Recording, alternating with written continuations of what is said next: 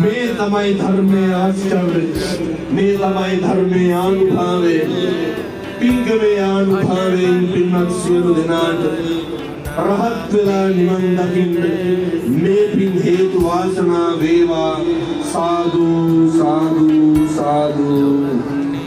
ඔහොම වැඳගන්න ආශිර්වාද කරනවා. සබ්බීතියෝ විවච්ඡන්තු සබ්බ රෝගෝ විනස්සතු මාතේ භවත්පන්තරායෝ සුඛී දීඝායුකෝ භව.